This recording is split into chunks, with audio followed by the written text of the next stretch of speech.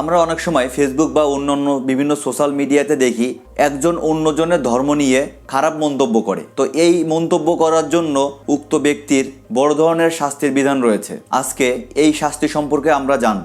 দৈনন্দিন জীবনে মানুষের জীবনের সাথে সম্পর্কযুক্ত এমন সব প্রয়োজনীয় আইন সম্পর্কে জানতে আমার চ্যানেলটি সাবস্ক্রাইব অথবা ফলো করে রাখতে পারেন এবং আপনি কোন জেলা থেকে আমার ভিডিওটি দেখছেন অবশ্যই কমেন্ট করে জানাবেন।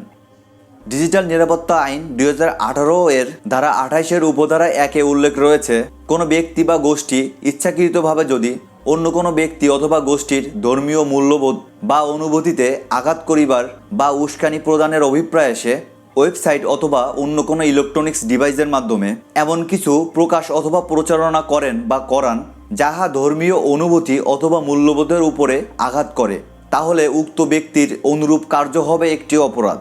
আর কোনো ব্যক্তি যদি উক্ত অপরাধ সংগঠন করে তাহলে তিনি অনধিক 5 বছরের কারাদণ্ড বা অনধিক 10 লক্ষ টাকা পর্যন্ত অর্থদণ্ড অথবা উভয় দণ্ডে দণ্ডিত হবেন।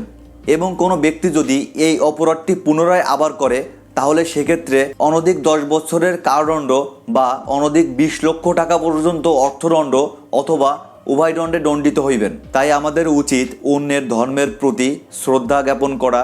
ধন্যবাদ।